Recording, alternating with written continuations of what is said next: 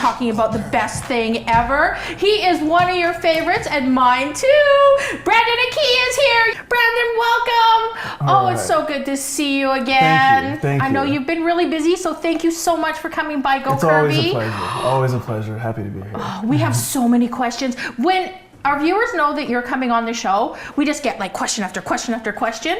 And Brandon, we got some good ones today. That's what I'm here for. All right. And Brandon, I think from my girlfriends and a lot of questions that I get, everyone asks, how do you know the difference between Mr. Right and Mr. Right Now? Well, Mr. Right is always someone who is great for the person that you're going to become. That's a big separator. And so, anytime anyone, comes to me and they're confused about, hey, well, they what they do is they find themselves in, they're compromising over and over again, compromising, this, that, and then they're not sure, if it's going to work. And the whole question is, hey, is he great for who you're going to become? If you focus on that, then you know that he's Mr. Right. Wow. And does Mr. Right Now, can he become Mr. Right? Yes, a lot of times that can happen, but you yourself always have to be focused on what that end game is, what that end product is. You also have to keep in mind, are you great for who he's going to become?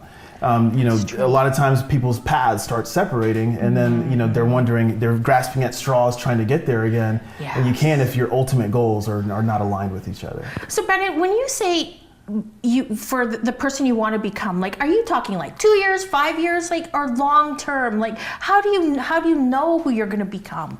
The person that you're going to become, that's they've done a lot of great studies about setting your goals, right? Yes. The person that you need to become is someone that is the best embodiment of your long-term success. What a lot of people find is that they've made compromising decisions in their own lives, and then there's resentment that's built up.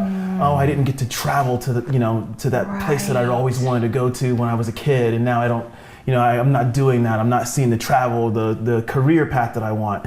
All those things start eroding at the basis of your relationship. So it's great so you have to always have a long-term envisionment of what you want to become, and then find the person that matches up with that. So Brandon, would a good example be, say, you want to have children, and say you want to have children in like 5-6 years.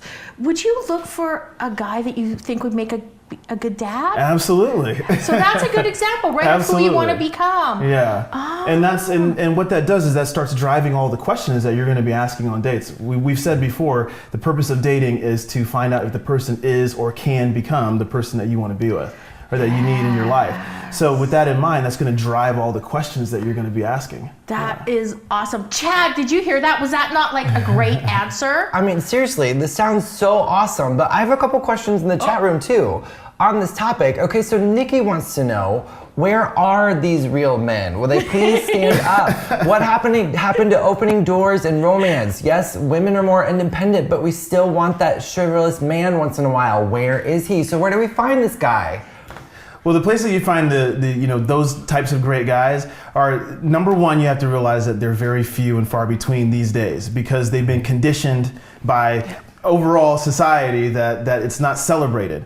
And so the way that you do that is you need to start congratulating them for the things that they do for you, right? Start giving them that reward. You say, hey, thank you. A lot of women don't know how to say thank you anymore, those types of things.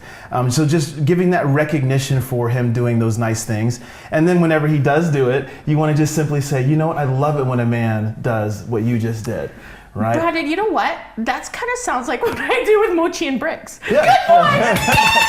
Yay! Does that work? Yeah, I mean, it's, you want to keep the exuberance and make sure that, because you want to make sure that he feels as though, hey, it's expected of him to do that. Yes. And at the same time, it's appreciated, right? And really what we're talking about is, when for those psychologists out there and whatnot, that operant conditioning, you get that reward, and now they're conditioned to say, hey, I'm feeling like, hey, she's recognizing it, and I feel good doing this for her. And I think the other thing too, Brandon, that's so important is, ladies, let him be the man. Let him open the door for you and stuff like that. Because I think sometimes as ladies, we're pretty independent these days. Yeah. And it's like, let the man be the man. Yeah, exactly. Don't you agree? Exactly. And that's and to not squash anyone's femininity or anything like that. If you have a feminist mindset, it's totally fine, right? But embracing gender roles is a little bit of a nice thing as well. Yes. Allow him to be chivalrous. There's nothing wrong with that. There's nothing wrong with allowing someone to pamper you and to say, hey, I want to open that door for her. I want to pull out the chair. I want to stand up when she enters the room. Those are nice things that absolutely that just show that, hey, this person is above and foremost above anybody else that's in my life, and that's what that's for. That's right. Be kind, right, Chad? Don't you agree? Right. And say so thank you. And it's a two-way street. Treat people the way you wanted to be treated. I love that. Okay. So next question. Jessica wants to know. So let's say we actually found this guy, right? So what are the rules when arranging another date? Who calls who and when? Oh, that's a good one. I gotta give us a shout out. Hi, Jessica. Hi, Jessica. Brandon, that's a good question. So we had a great first date. And then the next day we're wondering who should call. Okay, so keeping in that theme, the person that you want to become. Do you want to be the person who is always initiating actions in your relationship? Some people, that's going to be yes. And for a lot of women, that's going to be no, right? Yeah. So if you want for him to be proactive, well then start, and you know that you want that long term, right? Well then start conditioning him for that now. Okay? Be patient. Let him go at his pace, right? And if that pace is too slow for you, then move on. Right? But if it's one of those situations where you can, where you can be patient and you know that this is a great person for you, well then now you move forward with that in mind. Brandon, that was wonderful. Everybody, Brandon Aki, courtship consulting, dating expert.